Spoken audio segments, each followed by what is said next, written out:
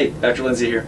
We've had a bunch of people come in recently for plug repairs, and I keep saying the same thing over and over again. So let me give you a little video that goes over our philosophy of plug repairs. I'm going to tell you what plugs are, show you some pictures of it. There's essentially two ways to deal with plugs. There's the way we do it and the way other guys do it, and I'll try to explain to you why I think our way is best. And then I'm going to splice in a video of me working with some plants that I did last summer, in which I'm discussing FUEs. But you get the same kind of idea. I'm pulling up some plants, and you'll see how replanting things is never as good, in my opinion, as just planting stuff around.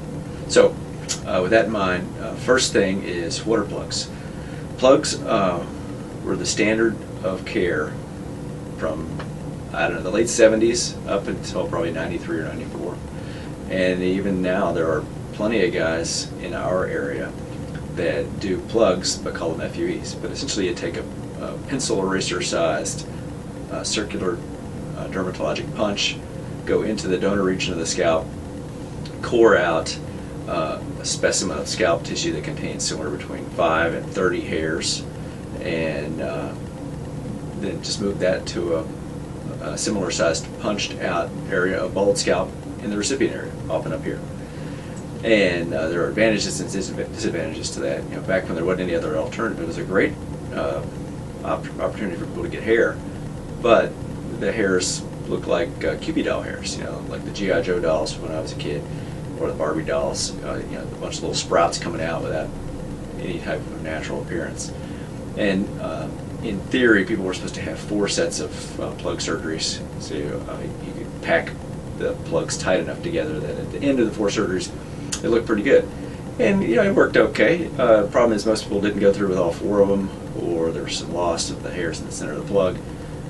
And more importantly, things got better in the 90s with mini grafts, which were you know, smaller clumps of hair, and then micrografts, and then follicular units, which is what we use now.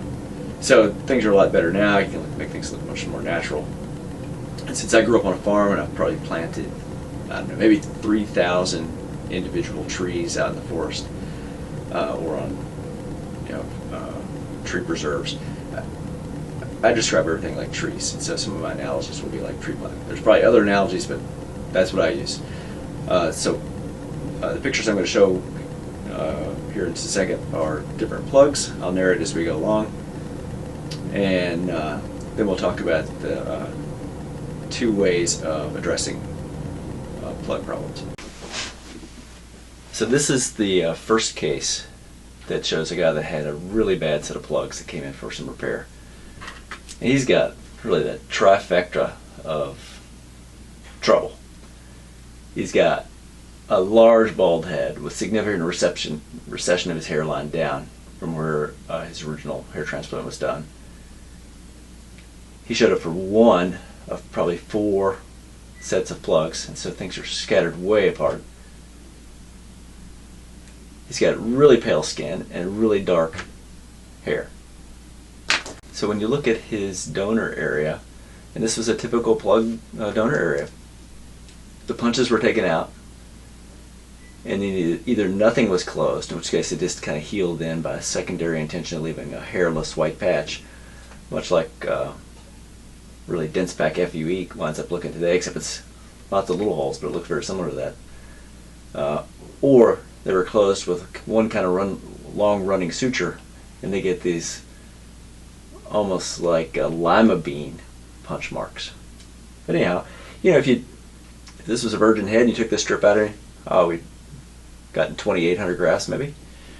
I think we got 1,500 grafts out of him because of all the scar tissue. But you can certainly get hair out of that, and it's a little harder for the techs. But those hairs right in the middle, there's a virgin hairs, they'll grow great. The ones that are right up against the scar, they require a little bit more TLC from the cutters when they get them out, but they still grow well. And then here's the typical plug repair donor strip. Virgin head at the side, middle's full of scar. And that's probably half scar, so you get way less hairs than you do with a typical strip. So then here's the, and this is plugs. Pencil eraser sized punches that contained, and shoot, what's that, 16 hairs right there, and they put them right at the edge. I mean, that just doesn't look natural. Now, if he'd come back and had more hair transplants in the past, he would have looked okay. He probably wouldn't have come in. I mean, it doesn't look perfect, but for the 80s and 90s, that looked okay. And our guys that come in like that just are pluggy at the edges, it's easy to fix. You just add a few hairs at the edge, and I'll show an example of that.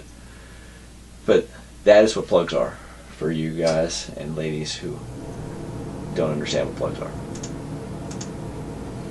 And so, rather than dig them up, we just plant hair all around them. Make a few bumps out in front so you don't look like you had a hairline drawn on you with a magic marker. And plant as close as you can to the hairs that you've already paid for without hitting the roots. And then those would, of course, all be single hair grafts. And then back in here would be 2 hair grafts. You can pack them as tight as you can get them. And then back in here with some 3 hair grafts. And that's what it looks like at the end of the case. And that will turn out great. The issue then is, how do you tie that in with the sides and move further on back? But that turns out great, but it's going to take 18 months to get there. But that will not look like a Christmas tree farm when we get done. And here's a side view. Again, imagine you're driving down the interstate and you look over, you're no longer seeing a Christmas tree farm, you're seeing a forest. And again, this is my rationale, is that you're traumatizing the hairs that you're planting as little as humanly possible. You're not disrupting the vascular supply or the blood supply to this area. And so while this isn't virgin scalp, you're not getting rid of the blood supply to it by cutting out and putting stitches everywhere. It does take a little longer to grow in because there's some scar tissue even underneath the skin. But rather than planting it in sand, you're planting it in Virginia clay, and with enough time, everything grows in Virginia clay. So the guy that I just showed you is a bad case of plugs done in the mid-'80s, and if he'd have gone through 3 or 4 such plugs, he probably would have looked okay and would never come in for a plug repair, but he just didn't do it. So, assuming now that somebody's gotten some plugs, and they don't like, either there's too little hair along the hairline, or it's too regular, or it's too doll-like, what are your choices? Choice 1 is to remove the plugs, dissect out the hairs, sew up the site that you took the plug out of, which is going to leave a little scar, and then plant the hairs that your cutters will dissect out of those plugs in either a different area or a similar area. The argument for a similar area is that you've got a bunch of scars you're going to make, but the argument against it is you're going to disrupt the blood supply in that area. And having done maybe, 80 or 90 brow lifts for people that have aging foreheads, there's a good bit of blood supply here, but you make 70 or 80 little teeny scars and sew each one of them up, and the blood supply right behind it is going to be diminished for a while, and I suspect that limits the survival, but I cannot prove that. But as a farmer, I think that probably is like planting trees in a real drought. There's not going to be enough blood supply to supply the already damaged follicles. And you can certainly put the hair in a different part of the head, but then you wind up with a bunch of scars, and you're putting that valuable resource source, which is limited hair, someplace that you don't really need it, and it doesn't give you as much cosmetic advantage. So choice 1 is to dig up the hairs, dissect out the follicular units, and replant them. And choice 2 is simply to plant more hair around them. And that's my approach. Again, having planted a lot of trees and dug up a few trees, and you'll see in the video, anytime you dig up something that's already growing, whether it's a hair or hair that's been dug up and planted in one place once before, you're digging it up for a second or third time, things never grow as well as they would have if you just left it alone. So you've now seen these small, fragile root balls get planted. This is very similar to FUE. You can imagine that these would be the donor sites in the back of the head. We essentially using a circular punch, we incise the skin all around, and then when you lift up, you're pulling the root out. Now, this little plant came in a package where it's not stuck to the surrounding tissue, and most importantly, the bottom isn't stuck on anything. But you can imagine in a human head, this bottom even though we've made a circle around the root itself, at bottom the root is actually still stuck. And so when you lift up on this fragile little root ball, it stresses the entire root. So on skinny little plants like this, or thin, fine hair, the risk of damaging that root ball significantly is pretty high. Now big old beefy horsey roots, which I'll show you in a second, they typically wouldn't be damaged so much, but this is very fragile. This is a great example of a fine-haired person's single or double FUE.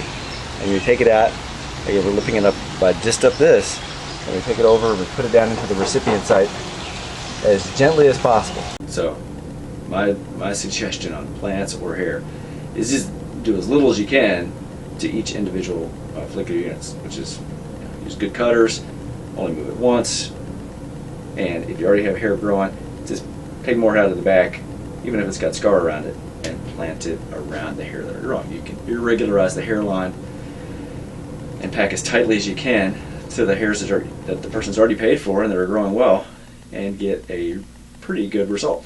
A really good result if they have wiry hair, and a pretty good result if they have really fine hair and a significant color mismatch. But you can get good results, and we do, I don't know, 10 or 15 of these a year on plug guys. We do lots of repair work, but 10 or 15 of them are true plug repairs. And although it typically takes a little longer, more like 18 months to get your results than 12 months with a virgin head, I can't remember anybody that we've done that really didn't get at least pretty good results from planting more hair around their existing plugs. So again, I'll show examples of that coming up, and I'll go through each case. Those are the two ways to do it. There are plenty of reputable surgeons that believe that digging up hair and dissecting them and replanting them works for them. That's terrific. I'm just telling you, as a farmer, that doesn't make sense to me. I'd rather mess with the hair as little as possible and plant it into a nice, good field that's got good blood supply or good water, whatever you want to describe it as, and let those boys grow and try not to damage the hair that the person's already paid for. So I hope that explains the rationale. Now we'll go through some cases. Okay, so here's an example of a guy who had more plug cases than the first fellow I showed you. And he had a decent hairline as far as density, and luckily he's got really wiry hair and not a big color mismatch. But it's still a doggone straight hairline, and when he tries to comb it back, it looks pluggy. And then he's got spots where either the plugs didn't take or weren't put in. It's hard to tell. But again, rather than dig these boys up and move them around, let's just plant around the edges. And then here's the other side. And it's good hair. It's just too regular, and there's some spots that didn't have hair growth, and it's a little pluggy. And by planting hair around it, this is at 5 months, pretty early growth, that looks natural. Back here's the original line, and look at all these hairs that have grown in, even at 5 months. I mean, that's pretty good. And back in, you'd be hard pressed to call this a hair transplant if you saw this in person. And this is the other side, also at 5 months. He lives some distance away. I think we have, this may be all the pictures we have of him. Nope, here's it. So this was our last visit with him. This is at 9 months, and recall, these plug repairs take 18 months to get the final result. But this no longer looks like a pluggy hair transplant. It's not fully grown in yet, but it essentially looks like a mop of hair. Unremarkable hairline, that's the goal.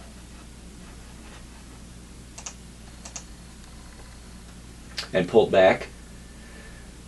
Again, that's a huge change from that pluggy hairline before. So this is an unremarkable hairline, a huge change from where he was 9 months ago.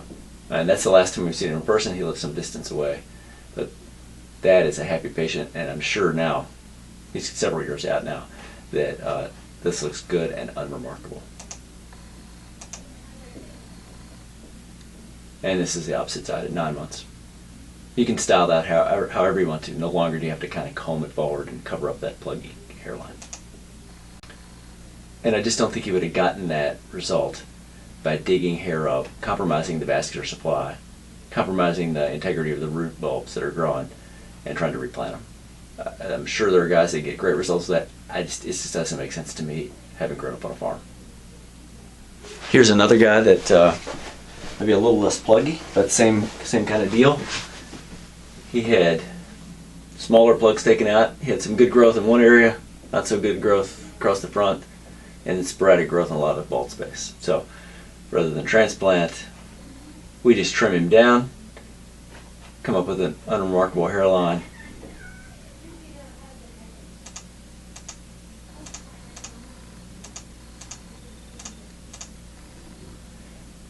and make holes as close as you can get without damaging to the existing hair, without damaging the roots that he's already paid for and that are growing. And at the end of the day, it looks like that. That's going to turn out good.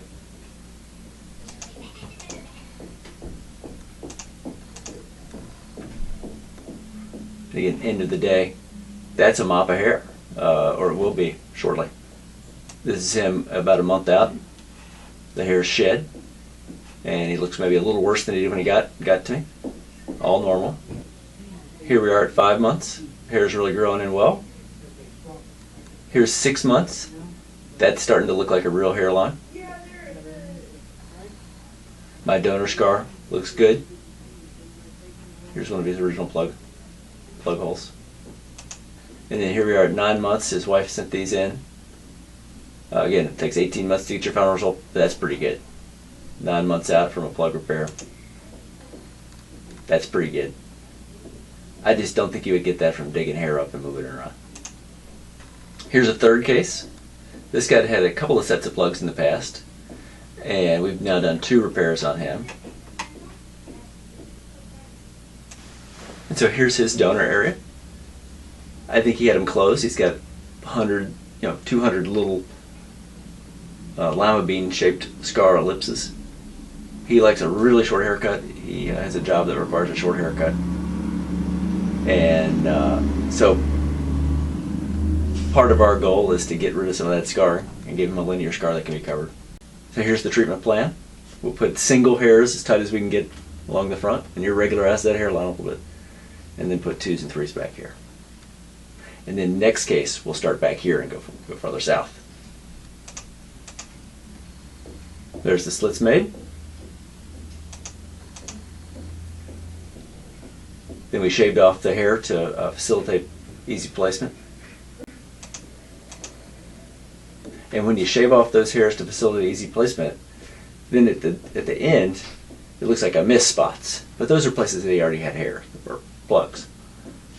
Then he sent this picture in at 7 months. That looks pretty good. Still a little bit of straight hairline. At 10 months, he was looking a little bit better. At 11 months, we got this picture. And again, that no longer looks pluggy, but it takes 18 months. He's got 7 more months before this is filled in. I actually heard from him on the phone yesterday. We've had him talk to a couple of prospective patients, and he is now 7 months out from his second case, and he's hoping to drive up to our area sometime in the next couple of weeks, and we'll get some good pictures. So at 11 months from behind, my scars you can't find. He's still got some donor depletion from the plug marks in the past, and we got some of those out at the second case as well. There's my scar. Much better than all that donor depletion plug marks. And that would be even better scar, except we're showing up the plugs. So then in our second case with this fella, we started behind where we worked before and did another, I think, 1,500 grafts. I don't recall off the top of my head, but we planted them all between where he had plugs before and where he kind of ran out of hair. And again, that was 8 months ago. He should look good by the end of this summer. We put those in. It just makes more sense, and you can cover more ground by transplanting more hair in than digging up the finite amount of already stressed hairs.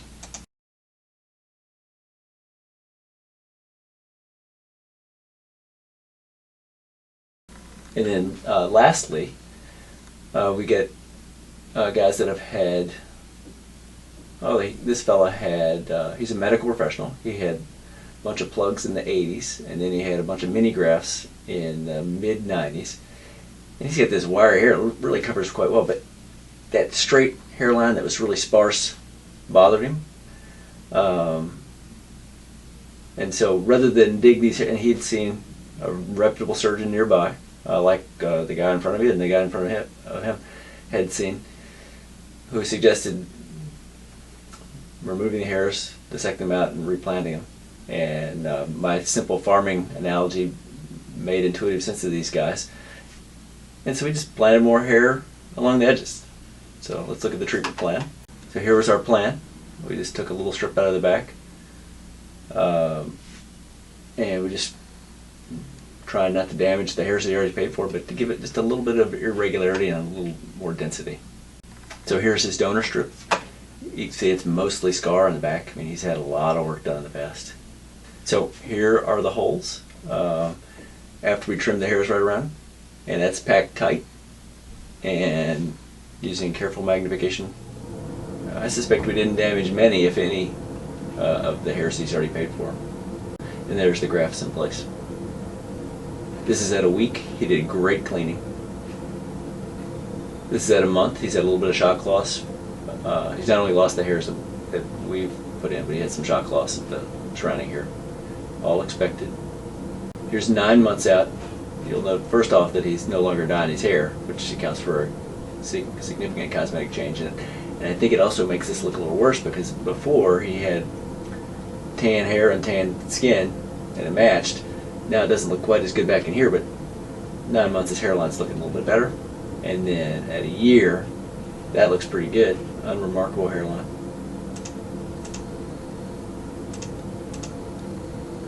And that looks good. So, just by planting some hairs around what he's already paid for, we were able to give him increased density and irregularize his hairline. And that's the final result picture at about a year. Again, it takes 6 more months, but it's hard to convince people to come back at another 6 months if they're already happy. So maybe we'll see him down the road, but this was a job well done. In conclusion, I hope you guys found that informative. I think that planting more hair around existing plugs is very similar to trying to camouflage a Christmas tree farm.